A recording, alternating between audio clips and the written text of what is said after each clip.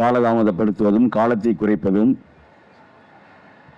அதை எதிர்த்து நாம் போராடி கொண்டே இருப்பதும் இன்றைக்கு நேற்றல்ல தொடர்ச்சியாக நடந்து வருகிறது. ஜாரனும் மன்னனை வேறெடுத்து சம்மட்டி அறிவாள்கள்னு நம்மெல்லாம் பெரிய அளவில் பாடிக்கிட்டு தான் இருக்கோம். குறிப்பாக எனக்கும் இந்த கீழடிக்கும் ஒரு பெரிய தொடர்பு இருக்குது அப்படிங்கிறதுனால ஒரு சில விஷயங்களை மட்டும் உங்களோட பகிர்ந்து கொண்டு விடைபெறலாம் என்று நினைக்கிறேன். சிவகங்கை மாவட்டத்தில் அறிவொளி இயக்கம் சிறப்பாக நடைபெற்று கொண்டிருந்த நேரத்தில் 1989 மேலக்குந்தகை கீழக்குந்தகை என்கிற ஒரு 2 கிராமம் அந்த ஆற்றுப்படுகையில் இருக்குது.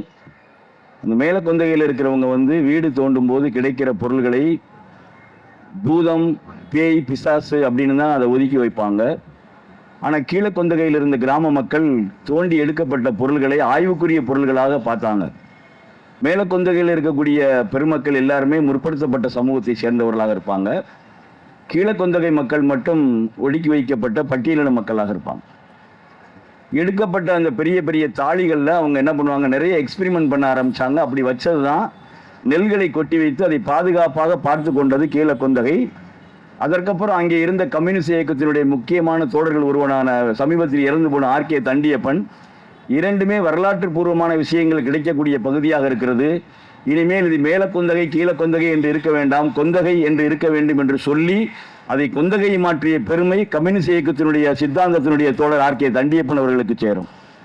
அதற்கப்புறம் எடுக்கப்பட்ட தகடுகள், துண்டுகள் எல்லாத்தையும் எங்கள் அறிவொளி இயக்கத்தைச் சேர்ந்த தோழர் விநாயகமூர்த்தியும் அங்கே இருக்கிற ஒரு தமிழாசிரியர் அவர்களும் அதை சேகரித்து வைத்து கொண்டிருந்தார்கள். அதை சேகரித்து வைத்து கொண்டிருந்த போது தான் 1976 தொல்பொருள் ஆராய்ச்சி சம்பந்தமான முதல் பட்டயம் பரமக்குடி ஆற்றில், காட்டு பரமக்குடியில் தான் முதல் தோண்டினாங்க. அதுக்கப்புறம் தோண்டி தோண்டி பார்த்ததுக்கப்புறம் தான் 1976 கொந்தகையில் முதல் தட்டு கிடைக்கப்பட்டது. அந்த தட்டு தான் அதுக்கப்புறம் ஒரு மிகப்பெரிய ஆய்வாக இருக்குது. நாங்கள் அறிவொளி போகிற காலங்களில் எல்லாத்தையுமே கலெக்ட் பண்ணுவோம். நான் ஏன் இதை உங்களுக்கு சொல்கிறேன் அப்படின்னா, அப்போவே அவங்க கிட்டத்தட்ட 76க்கு முன்னாலேயே கார்பன் சம்பந்தமான டெஸ்ட்டை செய்ய ஆரம்பிச்சிட்டாங்க.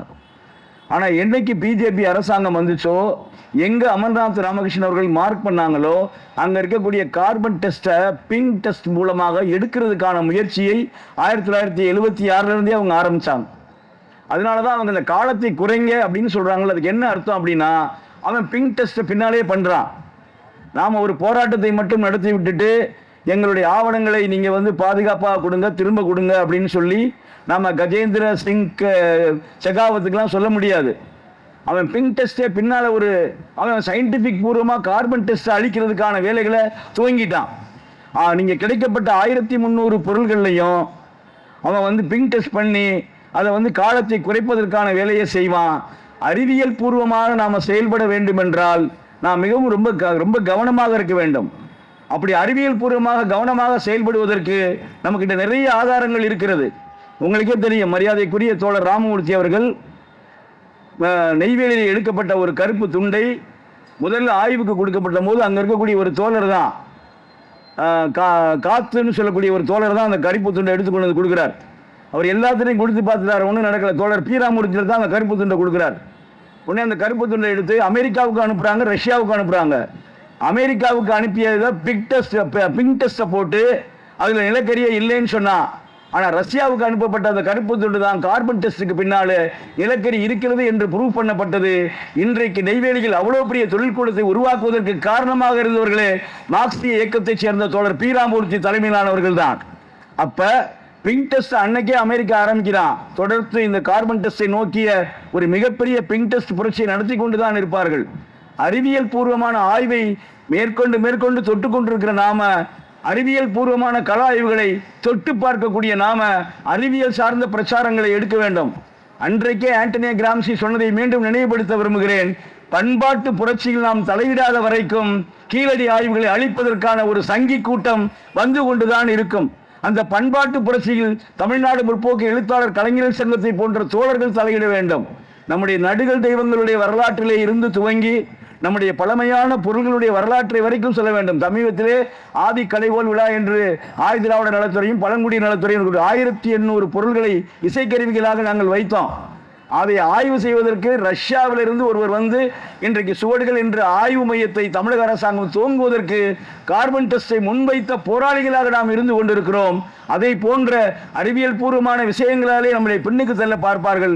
அதிலிருந்து நாம் வந்து ரொம்ப கவனமாக செயல்பட வேண்டும் என்றால் பண்பாட்டு தளத்தில் செயல்பட வேண்டும், பண்பாட்டு ஆய்வுகளை நடத்த வேண்டும்.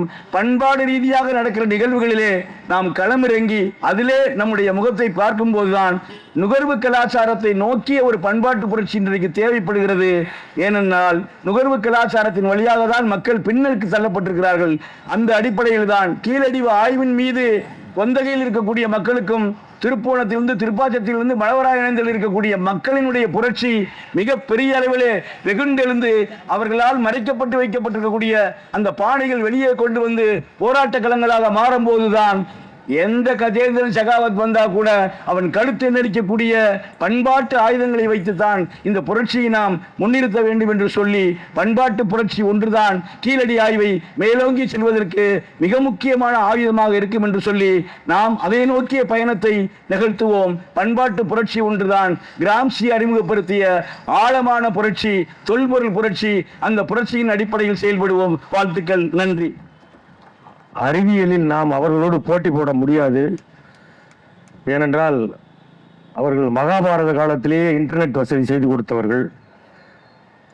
3000 ஆண்டுகளுக்கு முன்னே பிளாஸ்டிக் சர்ஜரி செய்தவர்கள். அவர்களோடு நம்ம எப்படி எந்த வகையில் போட்டி போடுவது என்று இலக்கிய காளீஸ்வரனுக்கு நன்றி.